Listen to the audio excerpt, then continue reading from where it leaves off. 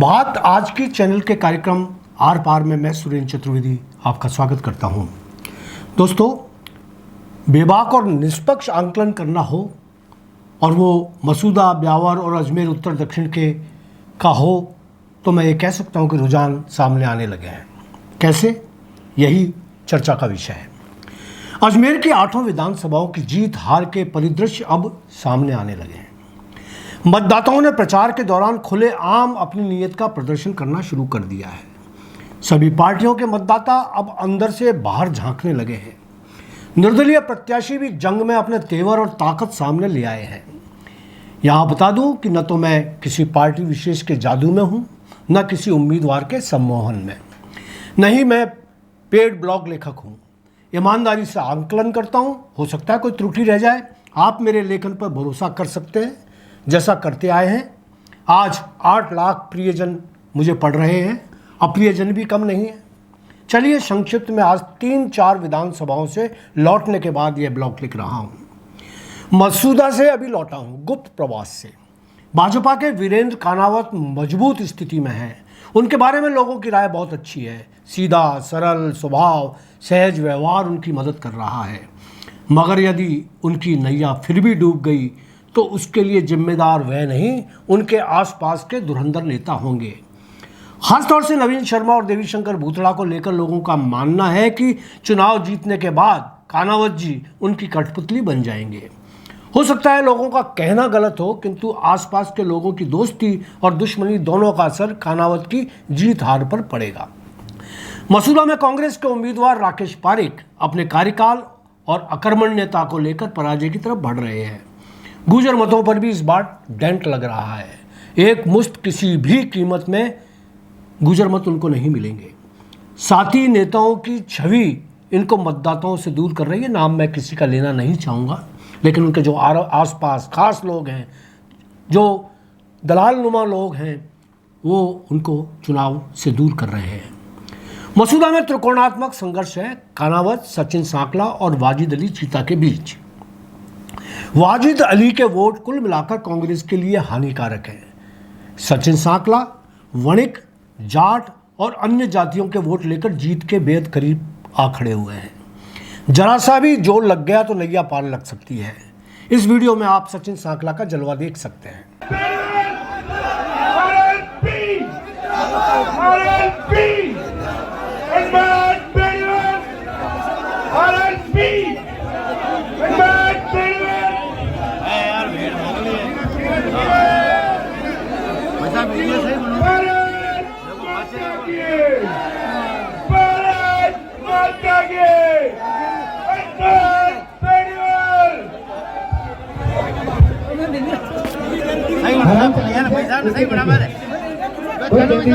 जल्दी शैतानी का काम है। सुरक्षित आप पधारे। आप सभी का बहुत बहुत बहुमान।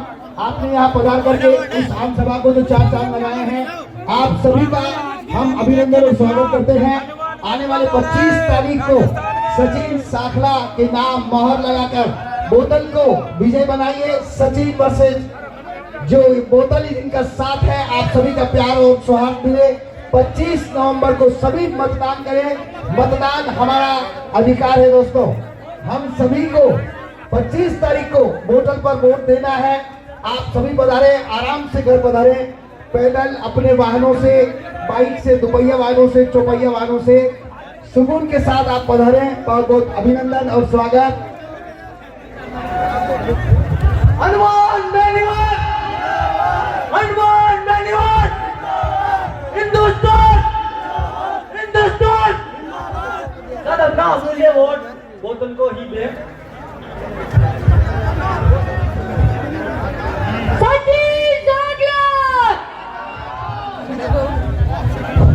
नदी में बाढ़ आते हुए तो देखा है, मगर इस बार पानी की बोतल में बाढ़ आ गई है वोटों की।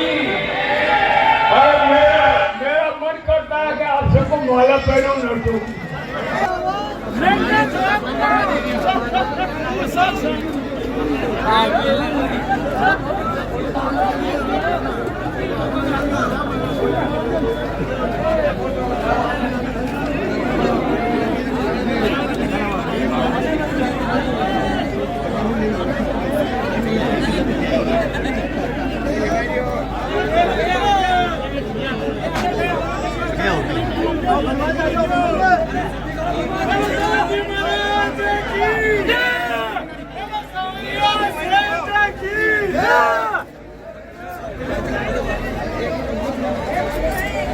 ब्यावर में भाजपा की डोर कैंची काट रही है।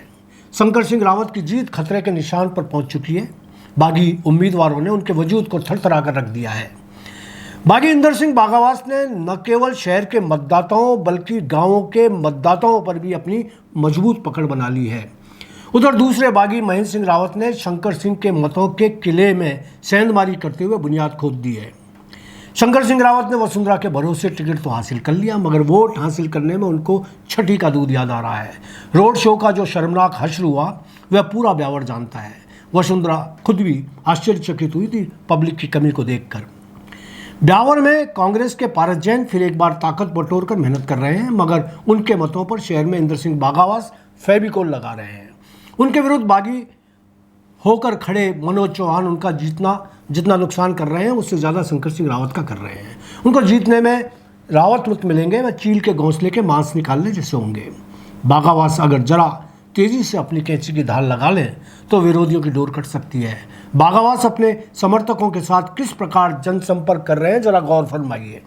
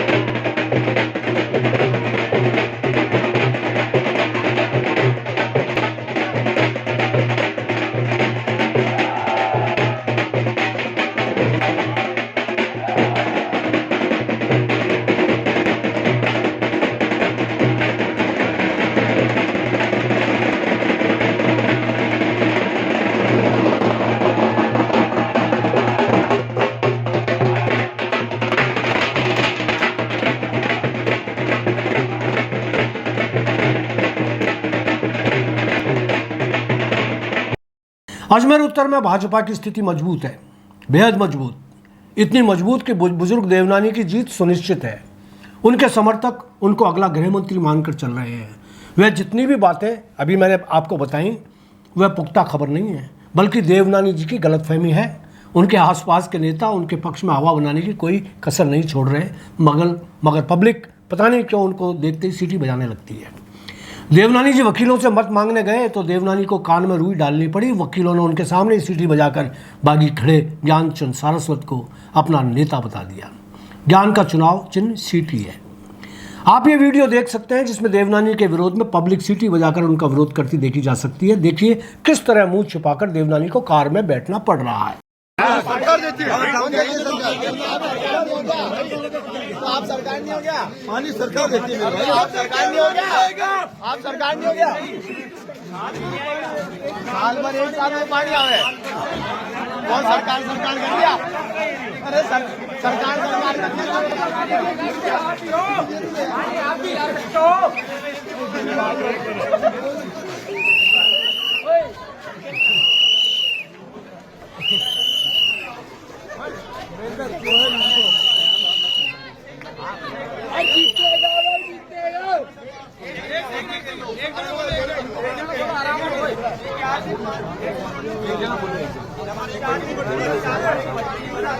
बोलो यार सामने सुने माहौल खराब कर एक बार में कई बार बोल दिया आपने है ना इलेक्शन का टाइम आता है कभी आता कभी आता नहीं है शकल नहीं दिखाते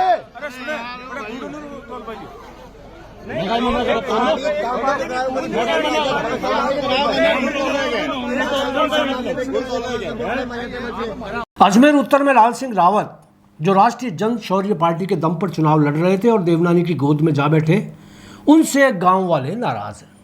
राजनीतिक धोखा देने और विश्वासघात करने का आरोप लगा रहे हैं। मेरा मानना है कि उनको बैठने के बावजूद अच्छे मत प्राप्त होंगे, कम से कम 2000 मत उनको प्राप्त होंगे और ये देवनानी जी के लिए नुकसानदायक होंगे। लोकप्रिय जन नेता कुंदन वैष्णव को कम से कम 5 से 7 हजार मत मिल सकते हैं, मगर उनके मत देवनानी और ज्ञान सरस्वत दोनों को ही हानि पहुंचाएंगे। हो सकता है इसका लाभ रड़ावता को मिल जाए। ज्ञान सारस्वत मेरे आकलन के हिसाब से बहुत तेजी से जनता की पहली पसंद बनते जा रहे हैं, जैसे पार्टी ने नहीं पब्लिक ने उनको टिकट दे दिया हो। जितना प्रचार वह स्वयं को नहीं कर रहे, उससे ज़्यादा तो पब्लिक कर रही है।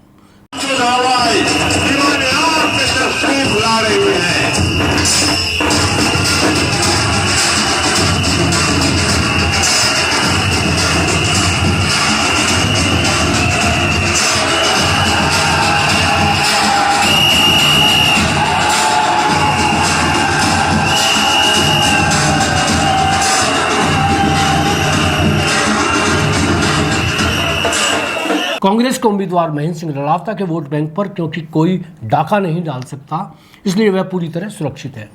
उनको सिर्फ भीतर घात से निपटना है, राजपूत मतों पर नजर रखनी है, रावणा राजपूत से आत्मीय गठजोड़ स्थापित करने हैं, सिंधी मित्रों को दिल के साथ लेना है, परंपरागत वोटों को संभाले रखना है।